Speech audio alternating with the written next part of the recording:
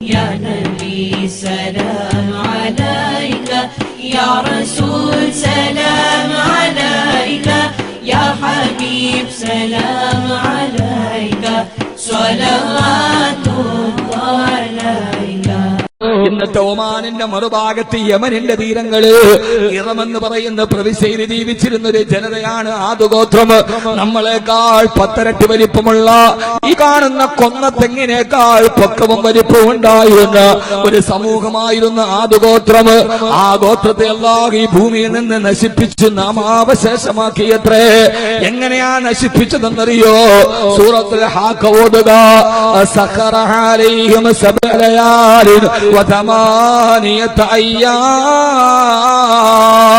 حسوما فترى القوم فيها صرعا.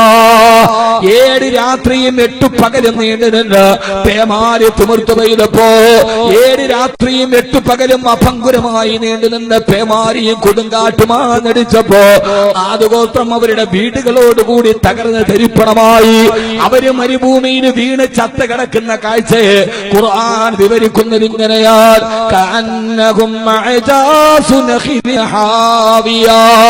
വലിയ ഈത്തപ്പന മരങ്ങൾ അതിന്റെ മൂടോടുകൂടി മറിഞ്ഞു കിടക്കുന്നത് പോലെ മരുഭൂമിയിലെ വലിയ ഈത്തപ്പന മരങ്ങൾ അതിന്റെ ചുവടോടുകൂടി മണ്ണിൽ നിന്ന് പിഴുത് കിടക്കുന്നത് പോലെ അവര് ചത്ത കിടക്കുന്ന നബിയേ. ഇനി ഞാൻ ഈ പെടക്കാപ്പള്ളി ബദ്രിയുടെ ക്യാമ്പസിലെത്തിയ ഓരോ സഹോദരങ്ങളോടും സഹോദരിമാരോടും കൊന്ന തെങ്ങിനേക്കാൾ വലിപ്പമുള്ള ഒരു സമുദായത്തെ 7 രാത്രിയും 8 പകലും നീണ്ടു നിന്ന് ഒരു പേമാരി പെയ്യിപ്പിച്ചിട്ട് അല്ലാഹു തകർത്തെറിയാനുള്ള കാരണമെന്താ? അവര് വ്യഭിചരിച്ചിട്ടല്ല, അവര് പലിശ വാങ്ങിച്ചിട്ടല്ല, അവര് മദ്യപാനികളായിട്ടല്ല. അവരെ നശിപ്പിക്കാനുള്ള കാരണങ്ങളുടെ പല കാരണങ്ങള്. ഒരു കാരണം ഖുർആൻ പറയുന്നത് ഇങ്ങനെയാണ്. ഇറമദാത്തിൽ ഇമാദ് ദാതു ഇമാദ്. അവര് തൂണുകളുടെ ആളുകളായിരുന്നു.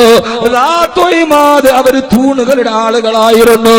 അവര് വീട് വെക്കുമ്പോ ആർഭാടത്തിന് വേണ്ടി അനാവശ്യമായി തൂണുകൾക്ക് വേണ്ടി ലക്ഷങ്ങൾ ചെലവഴിച്ചവർ ഇന്ന് നമ്മുടെ കേരളത്തിന്റെ അനാവശ്യമായ പ്രവണത നിലവിൽ വരുന്നുണ്ട്. ആവശ്യമായി വീടിന് ബലം കൊടുക്കാനല്ല, ആർഭാടത്തിന്റെ ഭാഗമായി കുറെ തൂണുകൾ വീടുകൾക്ക് വെക്കുക. ഇത് അത്ര നല്ല ശൈലിയല്ല എന്ന് അല്ലാഹുവിന്റെ വിശുദ്ധ ഖുർആൻ. വീടുമായി ബന്ധപ്പെട്ട 3ാമത്തെ പരാമർശം ഇതാണ്. വീട് വെക്കുമ്പോ അമിതമായി തൂണുകൾ വെക്കരുത്, അമിതമായി ഫില്ലറുകൾ വെക്കരുത്.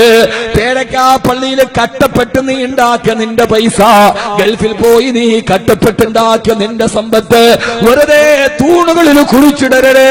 എത്ര സൗകര്യത്തിന് വേണമെങ്കിലും നീ വീട് വെച്ചോളൂ, പക്ഷേ യാതൊരുവിധ ഉപയോഗമില്ലാതെ തൂണുകൾ വെറുതെ സൺഷൈഡിനെ പോലെ താങ്ങി വെക്കുന്ന തൂണുകൾ അത് വീട് നിർമ്മാണത്തിന് നല്ലതല്ല എന്ന് അല്ലാഹുവിന്റെ വിശുദ്ധ ഖുർആൻ.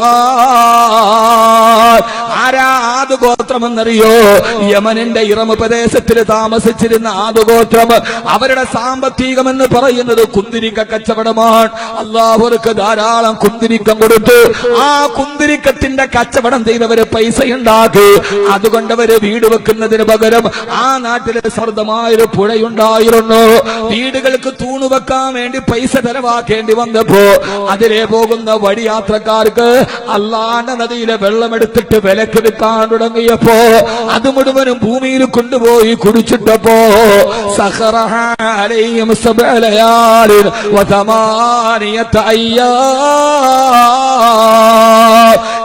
രാത്രിയും 8 പകലും നീണ്ടുനിന്ന ഒരു പേമാരിയിൽ അവളെ തകർത്തെറിഞ്ഞെന്ന് വിശുദ്ധ ഖുർആൻ.